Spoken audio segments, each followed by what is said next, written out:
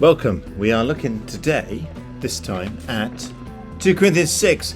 We're only looking at the first half, though. I think it's because when I did this originally on a Sunday morning, we had a busy morning and there's a lot to cram in. So I did the first half.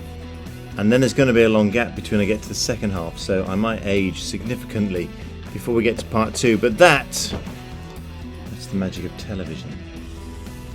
Anyway, I'm going to read it. 2 Corinthians chapter 6 from the beginning. 2 Corinthians 6 to verse 13. I shall need my glasses. 2 Corinthians 6. There we are. Companions, as we are in this work with you, I beg you, please don't squander one bit of this marvellous life God has given us. God reminds us, I heard your call in the nick of time. The day you needed me, I was there to help. Well, now is the right time to listen, the day to be helped. Don't put it off. Don't frustrate God's work by showing up late, throwing a question mark over everything we're doing. Our work as God's servants gets validated or not in the details. People are watching us as we stay at our post, alertly, unswervingly, in hard times, tough times, bad times. When we're beaten up, jailed and mobbed, working hard, working late, working without eating, with pure heart, clear head, steady hand, in gentleness, holiness and honest love, when we're telling the truth and when God's showing his power, when we're doing our best, setting things right, when we're praised and when we're blamed, slandered and honoured, true to our word though distrusted, ignored by the world but recognised by God, terrifically alive though rumoured to be dead, beaten within an inch of our lives but refusing to die, immersed in tears yet always filled with deep joy, living on handouts yet enriching many, having nothing, having it all. Dear, dear Corinthians, I can't tell you how much I long for you to enter this wide open, spacious life. We didn't fence you in. The smallness you feel comes from within you. Your lives aren't small, but you're living with them in a small way. I'm speaking as plainly as I can and with great affection. Open up your lives, live openly and expansively. Now, do you remember, if you've been following the plot, that Paul had this big falling out with the uber pastors in Corinth? They had these shiny, efficient, slick, professional, well-paid pastors at the church. And the church in Corinth had started to follow them. I know it does sound familiar. These super pastors were much shinier than Paul. You know, they said to Paul, well, show us the evidence that you're any good. What qualifies you, Paul? You haven't been to the right colleges. You don't wear the right suit.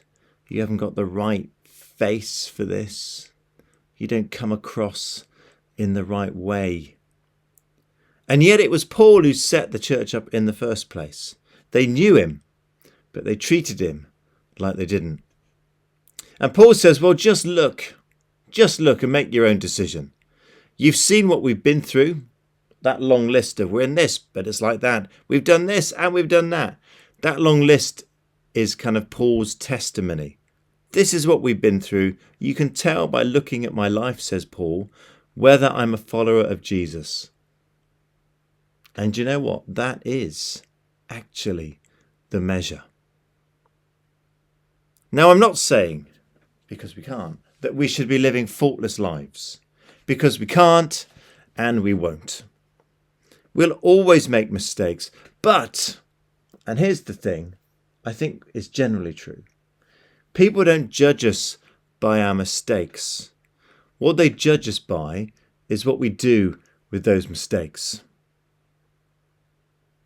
You know that phrase, well, you live and learn. Well, some of us don't. We just live. If someone makes a mistake and then they apologise or they put it right or they acknowledge or they say, I've learnt from that and I am genuinely different, and they see that person has changed because of that, well, they judge him on that. If people just make a mistake and then deny it, or get their friends to gather around them and deny it, or they get defensive over what happened, rather than saying, okay, I do acknowledge that, or I don't understand, but But if you just get defensive or you attack back, well, people measure you by that. If we make a mistake, we recognize it and try to do better next time. We apologize. We try and heal the hurt. People can tell. That's one of the lessons for me that came out of the Black Lives Matter, isn't that you have to pretend you're all right, that you're perfect. What you have to do with that is to learn from it. It's to say, well, next time I'll do better. I'll be different in the way things are. And there are some things that we can work on that aren't just about what we do. They're about what we are. And what we are, and this comes back to the teachings of Jesus, what we are affects what we do. In fact, what we are directs and shapes what we do. And this is what Paul is talking about last week. He talked about what sounded like salvation by works, which traditionally, us good Baptists, we would react strongly against. Salvation by works, that's outrageous, I can't be having any of that. But works, the things that we do, the acts that we do, are part of our story of salvation. And Jesus himself says it. You cannot say that faith is just a theoretical in your head. It's not just attitudinal. Jesus told more than one parable where he says people are being judged on what they did. And it's scattered throughout the New Testament, let alone the Old. It's scattered throughout.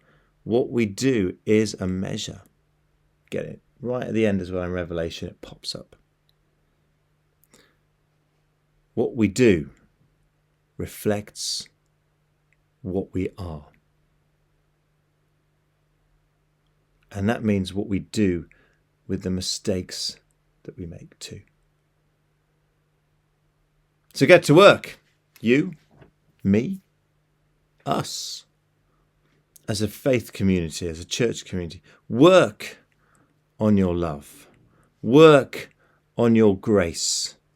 Train yourself to be forgiving and accepting and tolerant. It's not easy. It's easy with people you like. It's easy as a theory in your head. It's much harder to do in real life. But these things are things of the kingdom.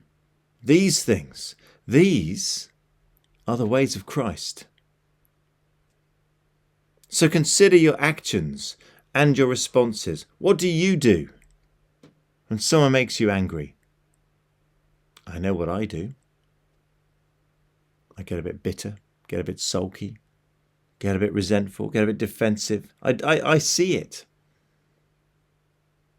And consider these things when you're not angry, so that you can be ready and prepared with purity and knowledge and patience and kindness, so that these things come to your mind rather than anger or bitterness or revenge. Train yourself. That's why you train, isn't it? You don't just do a marathon, you train for it. You don't just fly a spaceship, you train for it. So when the moment comes, you're ready. And it's exactly the same as disciples. You train for those moments when we're going to struggle in our faith. So when the moment arrives, we're ready for it. Doesn't mean it won't be easy. It'll be easy. Doesn't necessarily mean we won't fall, but we're ready for it. So it takes time. But that's your life's work. To become like Christ in every way. That's my life's work. All the things I do, that is what I'm heading for. That is what I'm about. Whatever else I do in my daily work, this is my job, to try and become more like Christ. From the moment you choose to follow him till the day that you die, that is your life's work. Now, if you don't want that, and not everyone does, and if you want churchy stuff, you sing hymns, have a nice talk, go on a day trip. If you're on a nice Sunday morning, well, good luck. But there's probably better ways to do that. I wouldn't throw your lot in and say I'm definitely a Christian if you're not prepared to put the work in. But if you want to grow into the likeness of our Master, then train yourself. Pray. Read the scriptures. Meet with your sisters and brothers. Break bread. Drink wine together. Reflect on what you think. Reflect on how you love and what you do. Listen to what the Holy Spirit is saying to you. So then perhaps when people go, well, I'm not sure, you can go, well, look, I don't have to prove anything to you, but if you look at my life, you can see where I'm headed in terms of who I want to be, what I want to become, and that is more Christ-like. Thanks for listening. See you next time.